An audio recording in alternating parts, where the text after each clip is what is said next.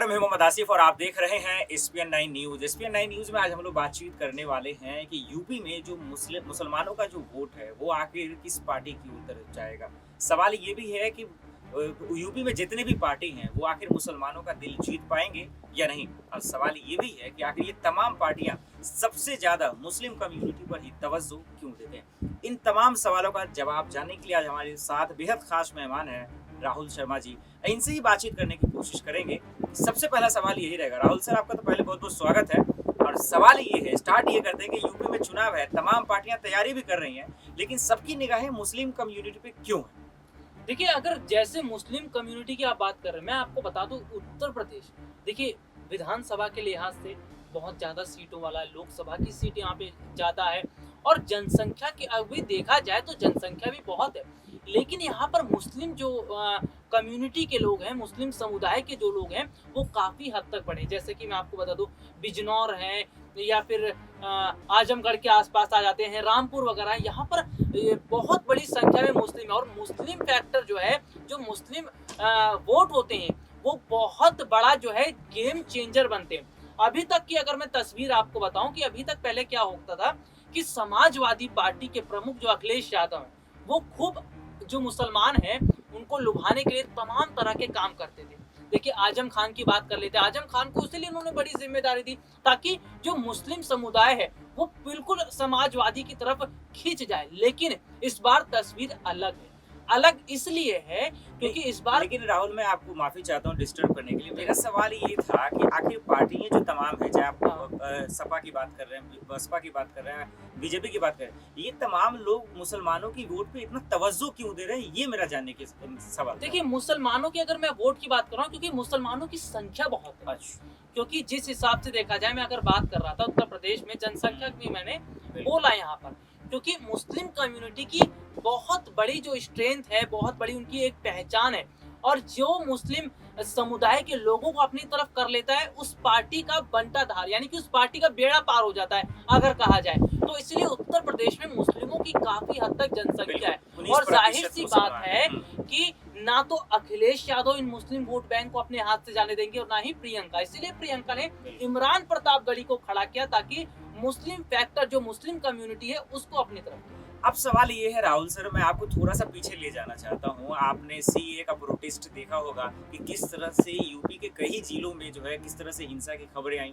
तो सवाल ये है कि जिस तरह से मुसलमान विरोध, एक तरह से कह सकते हैं मुसलमान विरोधी हो गए थे बीजेपी वाले, क्योंकि सीएए को लेकर जिस तरह से भ्रम फैलाया गया, प्रोटेस्ट हुआ, प्रदर्शन हुआ। तो उस मद्देनज़र आपको क्या लगता है कि क्या सीएम योगी को इसको खमियाजा भुगतना पड़ेगा? क्या सीएम योगी सरकार के लिए, बीजेपी के लिए यूपी में ये सबसे बड़ा चुनौती तो नहीं बन जाएगा सीएए के मद्देनज़र मुसलमानों कम्युनिटी को लेकर?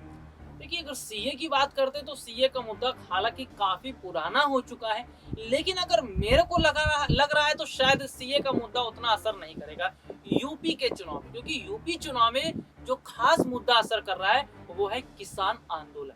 नहीं, मुसलमानों की नज़र से मैंने पूछा आपसे कि जिस तरह से उसको लेकर एक नाराज़गी ज़ाहिर की जा रही थी, मुसलमानों को लेकर भरम फैलाया जा रहा था और हम लोग आज यूपी में मुसलमानों का ज़िक्र कर रहे हैं, तो इस वजह से मैं पूछ रहा हूँ कि क्या सीएम योगी सरकार के लिए ये भी चुनौती है क्या कि मुसलमान को अपनी ओर मना पाएँगे या नहीं, उनका वोट पा पाएँगे या नहीं? अब वो इसलिए क्योंकि सीएए को लेकर जो प्रदर्शन हुआ था, उससे कहीं न कहीं मुसलमान कम्युनिटी नाराज़ चल रहे थे। बिल्कुल, मैं आपकी बात समझ गया। देखिए, अगर मैं यहाँ पर बात करूँ खास तौर पर वोटों की, योगी आदित्यनाथ जैसे कि आप बोल रहे थे कि जो वोटों पर क्या असर पड़ेगा, बीजेपी ये बात भली-भांति समझती है कि उन्हें मुस्लिम वोट नहीं पड़ते और ना ही कभी पड़ेंगे।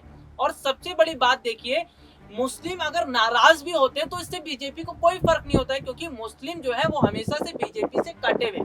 तो ऐसे में सीए का मुद्दा शायद जो है वो योगी के लिए मुश्किलें खड़ी करे, क्योंकि वो ये बात समझते हैं कि उनका जो वोट बैंक है वो ब्राह्मण है, क्षत्रिय है, वैश्य है। मुस्लिम तो काफी हद तक जो है उनको वोट नहीं करते, तो शायद ये मुद्दा जो है वो योगी के लिए चुनौती है। लेकिन सवाल ये भी तो है, सीएम योगी सरकार ने जिस तरह से कामकाज किया है, मुसलमानों के लिए जो काम किया है, महिलाओं को सुरक्षित रखा है, कानून व्यवस्था दुरुस्त किया है, मदरसे खुलवाए हैं, यूनिवर्सिटी खुलवाए हैं, तो क्या उनके कामकाज के बेस पर मुसलमान क्या इस बार सीएम योगी के साथ खड़े होंगे? देखिए, अगर कामकाज की बात करें तो कामकाज उत्तर प्रदेश में बहुत हुआ है और देखिए, मैं आपको जैसे कामकाज की बात करें, मैं आपको ट्रिपल तलाक के बारे में बताता हूँ। मोदी सरकार ने ट्रिपल तलाक जो काम करवाया, ट्रिपल तलाक को लेकर जो कानून बनवाया मुस्लिम मतदाताओं को खुश करने के लिए, लेकिन उसका कोई फायदा दिखाई नहीं दिया। तो ऐसे में अगर बात करें तो मुस्लिम भी देखिए काफी हद तक ना बटे हुए हैं। बहुत सारे ऐसे मुस्लिम वर्ग हैं जो योगी आदित्यनाथ के कामकाज से खुश है, तो वहीं पे बहुत सारे ऐसा भी मुस्लिम वर्ग है जो शुरू से एक ही पार्टी के साथ जुड़ा हुआ है, जैसे कि अखिलेश यादव के साथ। यानी कि अगर योगी आदित्यनाथ काम करते हैं मुस्लिम के लिए तो भी ठीक है, नहीं करते हैं तो भी ठीक है, लेकिन वोट अखिलेश को जाएगा क्योंकि उनका जो जुड़ाव है वो शुरू से समाजवादी के साथ था। तो ऐसे में जो मुस्लिम वर्ग है वो भी काफी हद तक बट रहा है, लेकिन हाँ ये जरूर देखना होगा कि जो मुसलमानों की संख्या है, किस जिले में कितनी मुस्लिम मतदाताओं की संख्या है और वहां पर मुस्लिमों की अलग अलग राय क्या है, वो योगी को लेकर क्या समझ रहे हैं, वो अखिलेश को लेकर क्या सोच रहे हैं, वो प्रियंका को लेकर क्या सोच रहे हैं। कहीं ऐसा तो नहीं कि इस बार प्रियंका के आने से जो मुस्लिम वोट है वो बटेगा, अगर मुस्लिम वोट बटेगा तो अखिलेश को झटका लगेगा। बिल्कुल बहुत सारे ऐसे यहीं से मेरा एक सवाल है, यहीं से मेरा सवाल है। आपने बहुत बड़ी बात की कि जनसंख्या, तो मैं बताऊं कि देखिए 19% मुस्लिम आबादी है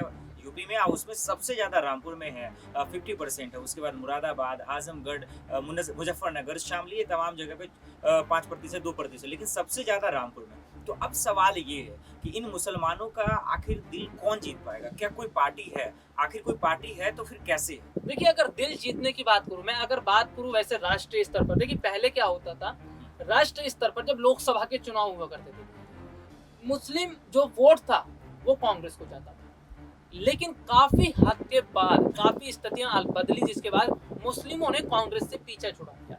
और यहाँ पर अगर हम बात कर रहे थे, जैसा कि आपने बताया कि कौन दिल जीतेगा, देखिए ये जो बात होती है ये जमीनी स्तर पर जब आप उतरेंगे, जब आप जमीनी स्तर पर मुसलमानों से बात करेंगे तब आपको हकीकत पता चलेगी, तब आपको पता चलेगा कि क्या वाकई में इमरान प्रतापगढ़ी जो इतने बड़े शायर हैं, जिनकी इतनी बड़ी लोकप्रियता है, जिन पर प्रियंका गांधी ने दांव खेला है, क्या ये इमरान प्रतापगढ़ी जो मुस्लिम वोट है वो अपनी तरफ कर पाएंगे, या फिर अभी भी जो समाजवादी पार्टी है उसका दबदबा मुस्लिमों पर रहेगा। लेकिन ये सारी जो चीजें होती हैं ये तब हम और क्लियर कर सकते हैं जब हम जमीन पर ग्राउंड पे मुसलमान लोगों से बात करेंगे, मुस्लिम मतदाता क्या सोच रख रहा है, कितना योगी सरकार के कामकाज से खुश है, अखिलेश से कितनी नाराजगी है, प्रियंका को लेकर क्या उनकी मन में चल रहा है, ऐसे तमाम सवाल है जो हम जमीनी स्थिति पर उतरेंगे तब इसका चलिए सवाल। एक आखिरी सवाल यहीं से ले लेते हैं, और सवाल ये है, लाजमी आपने जिस तरह से बाखूबी समझाया कि ग्राउंड पे जाएंगे तब ग्राउंड की हकीकत पता चलेगी।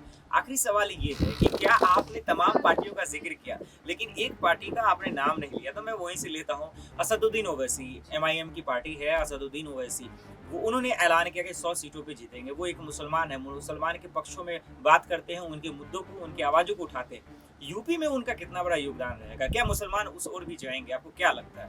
देखिए अगर असदुद्दीन ओवैसी की बात करूं तो उत्तर प्रदेश में असदुद्दीन ओवैसी के लिए मुस्लिम वोट बैंक को अपनी तरफ करना काफी मुश्किल होगा। हालांकि आपको मैं एक बहुत बड़ी खबर यहाँ पे बता देता हूँ, जब उत्तर प्रदेश में अखिलेश का राज था उस दौरान हुआ क्या था कि अखिलेश सरकार में ओवैसी ने उत्तर प्रदेश आने की काफी कोशिशें की थी, यहाँ तक कि कई बड़ी रैली करने का भी फैसला किया था, लेकिन अखिलेश यादव ने क्या किया कि उनकी सभी रैलियों को टाल दिया गया, यहाँ तक कि उन्हें उत्तर प्रदेश नहीं आने दिया गया। इसका मतलब आप ये भी समझिएगा, बहुत बहुत बड़ी बात है ये, यानी कि ओवैसी से डर अखिलेश को लगा था, इसीलिए उन्होंने एंट्री बैन की ओवैसी की। लेकिन योगी राज में ओवैसी का आना ये अखिलेश के दिलों की धड़कनें बढ़ा रहे, क्योंकि उन्हें पता है कि योगी राज है, ओवैसी आए हैं, और ओवैसी आए हैं तो जादू तो कुछ ना कुछ चला कर रहेंगे। तो यहाँ पर बात अगर करें ना तो ओवैसी वोट बांटने की राजनीति करते हैं। अगर मुस्लिम जो है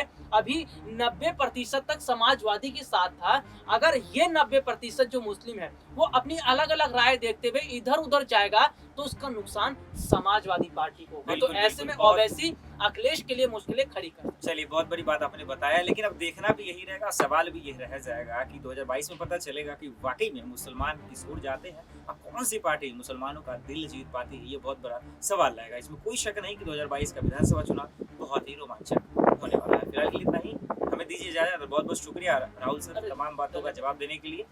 बाकी खबरों के लिए देखते रहिए SPN9 न्यूज़।